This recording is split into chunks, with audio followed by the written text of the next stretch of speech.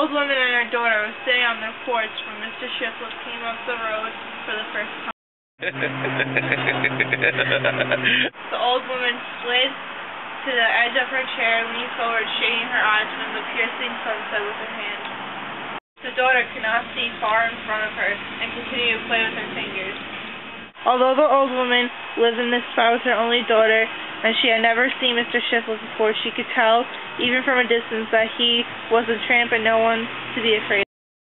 Coat's sleeve was folded up to the show. There was only half an arm in it, and his gaunt finger lifted slightly to the side of it. The breeze was pushing him.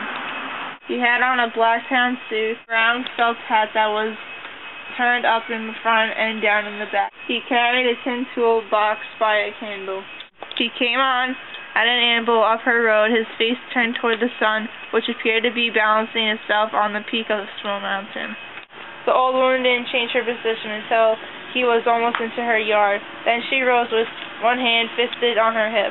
The daughter, a large girl in a short blue dress, saw him all at once and jumped up and began to stamp her sandbend and pointed and make an exciting speechless sound.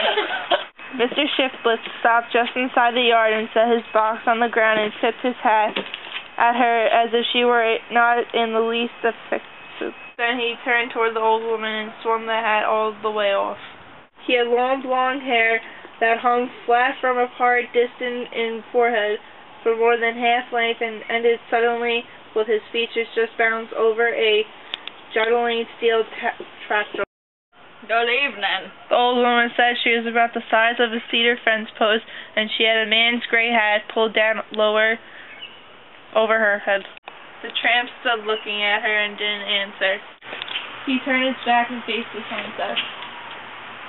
He swung both his whole and his short arm up slowly, so that they indicated an expanse of sky, and his finger forced a crooked cross. The old woman watched him with her arms folded across her chest, as if she was the owner of the sun. The daughter watched her head thrust forward and her fat, helpless hair hanging at the wrist. She had long pink gold hair and eyes as blue as peacock's neck. He held the post for almost 50 seconds. Then he picked up his box and came onto the porch and dropped down on the bottom step. Lady? He said in a firm, nasal voice. I'd give a fortune to live where a son does that every evening. Does it every evening? The old woman said and sat back down. The daughter sat down too, watched him with a cautious, sly look as if he were a bird that had come up very close.